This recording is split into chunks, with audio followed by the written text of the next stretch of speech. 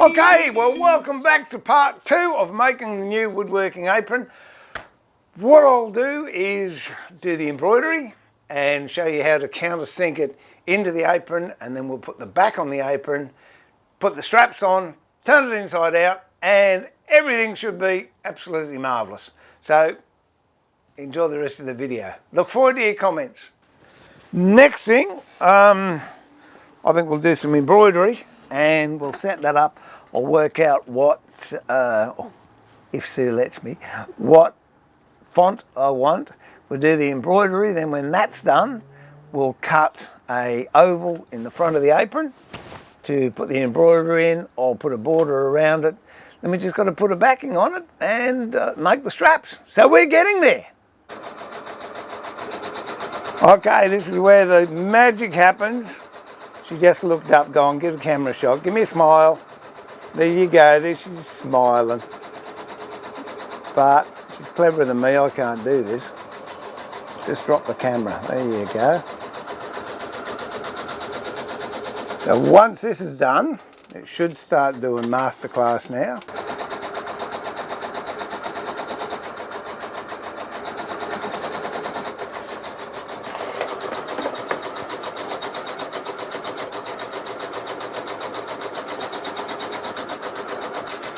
So you don't have to listen to that music, that all the time. I'll put a little bit of music on it for you.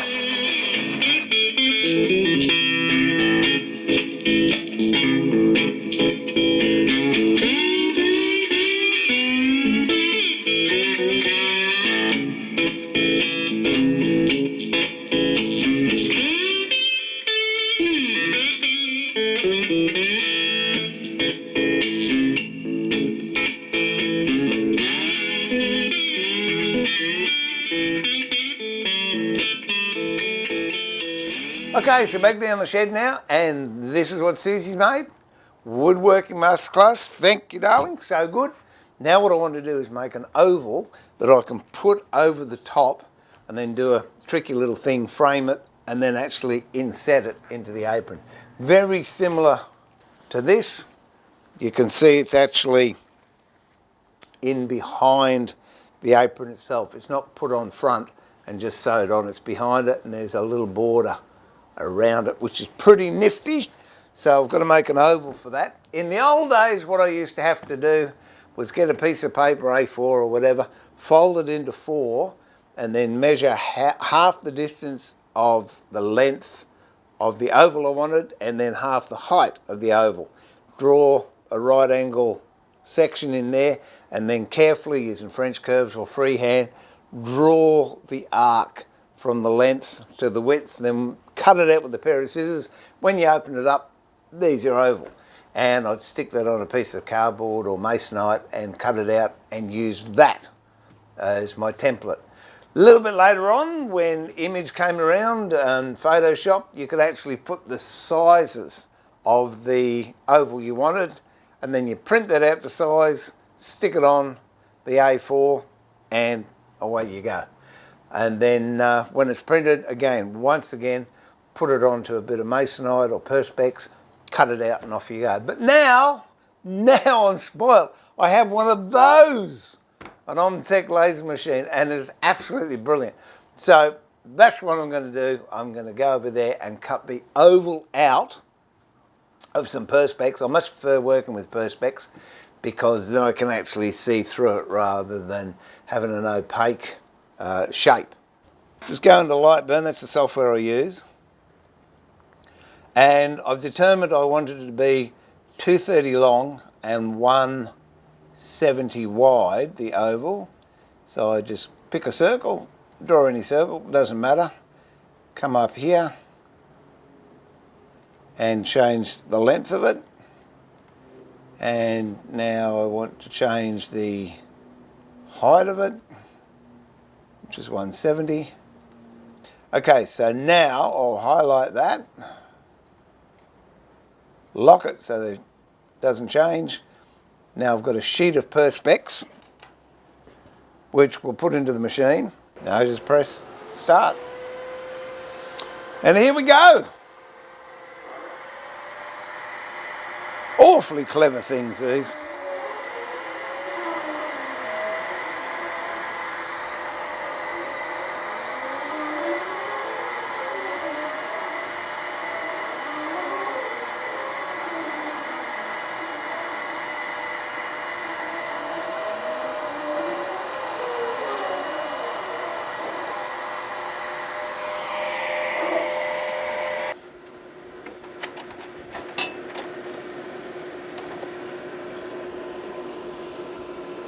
As soon as I take the paper off, it should be good to go. There you go. I got to tell you, that's the easiest way to do it. All right, here we are with the oval and the piece. So it will go over there like so.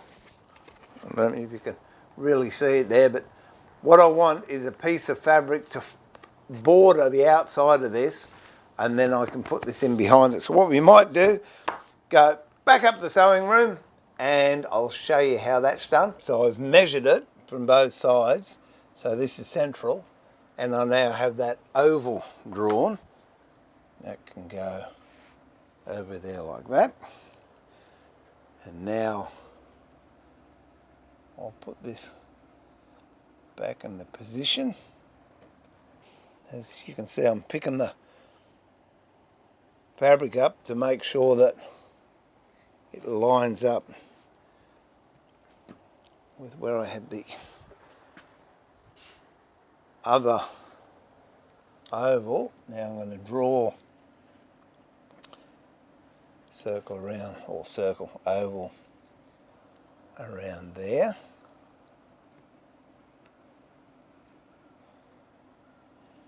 Like that. And pin it in place.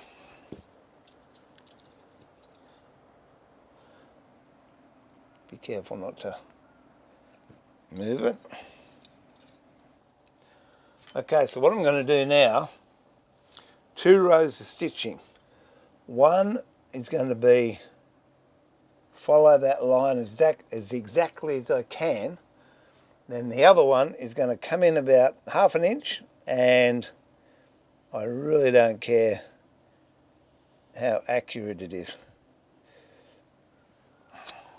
So I'll go and do that and I'll be back. Alrighty, now you can see, I don't know if you can or not, really neat stitching in the outer oval, and on the inside it doesn't really matter, it's as rough as guts. So take the pins out and then cut between those 2 lines.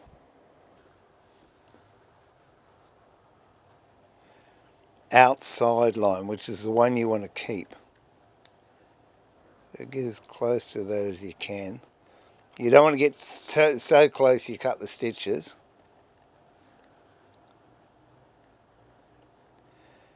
And what I'm doing, I'm actually cutting through the apron, as you can see, and through that square that was on top. And that bit you can do what you like with. So now we've got an apron with a hole in it like that. As we take this and fold it in and pull it through. Again, if you've got an iron, Just run an iron around. If you've got an ironing press, pop it in the ironing press, which I'm just going to do here. Right, so it's been nicely pressed on the back. So we now turn it over, and you won't be able to see it, maybe, but it's got a nice brown border in there. So what we do now, I'll spin it around, move it around until it's exactly where you want it, and then we'll pin it and sew it. There you have it, Woodworking Masterclass, all done. Now what I'm going to do now is cut off a lot of the excess behind here. Okay, that's as far as we got, and then I sewed the back on. But unfortunately I put a new SD card in the camera and it froze, so I haven't got the footage of me actually filming putting the back on. But what I did was got a roll of calico, laid it out on the bench, and then laid the apron itself over the top of the calico, and then drew around it with some tailor's chalk, and then cut that out and pinned this onto the calico. And then I sewed it, and as you can tell I sewed around the edges and sewed the two together. But before I did that, I got some webbing straps. I was going to use the same material for the straps as I have in previous apron builds, but this time I thought, no, I'll just use webbing. So I placed the webbing where I wanted it on the fabric, and then gave it a quick stitch and laid it out on the inside. So if I lay this out, I'll give you an idea. So it was laid out like this on the calico. I stitched the webbing onto the front of the apron and then pinned it all together and made sure the webbing and the locks that I was using, or clips, lined up, and then sewed all the way around it. So now, if I turn it in the right way, hopefully everything should line up. So you sew all the way around except for an area of about 100 mil at the bottom. There's the top of the apron here, here's the bottom. I don't do it directly in the middle, I do it to one side. That's only because then you don't notice it so much. Then get a hand in here, go right up to the top, and then pull the top out of that little hole. Be careful, I've double stitched on either side of where that hole is, but be careful not to rip it. And then we keep on slowly turning it inside out. So far so good.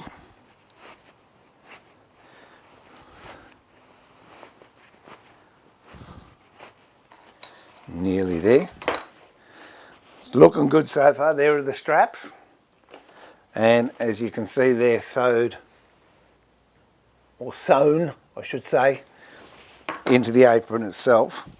Bring that all out, hold it up, and there we are. There's a shoulder clip and the shoulder strap, and there's the waistband.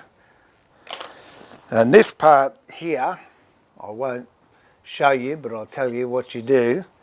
Just go back up to wherever your sewing machine is, and you iron that part in, and you iron that part in, then pull it tight, and then just run a row of stitches, lock stitch, stitch up there, lock stitch. So first thing is I have to fit this onto the neck strap. So it'll go in like that. Work out how long I want it. So by that I'm going to put that over there. And I want room for adjustment. And you might notice I put an extra bit of fancy stitching around there. But that was just because I wanted to. So that's to there, but I want, so I think I'll cut this about here.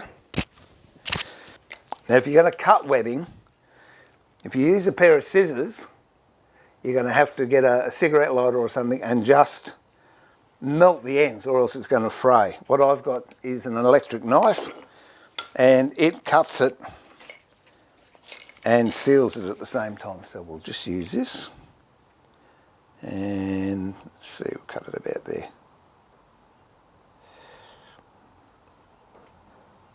And there we have it. Nicely cut and cauterised, so it's not going to fray on us.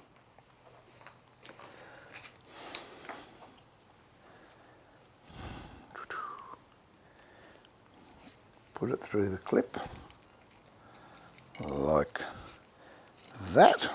It locks. Now we'll just see. Okay, that's good. Got to do the same for the waist. So I'll just bring that around to there. I reckon if I do it there.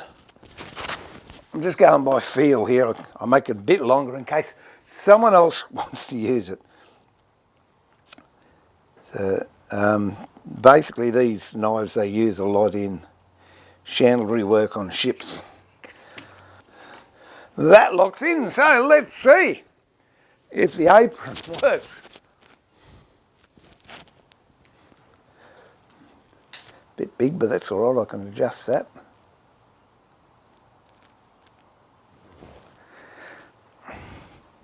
And there we have it. We're back in business. I've got an apron. I feel like Steve on Woodworking Masterclass.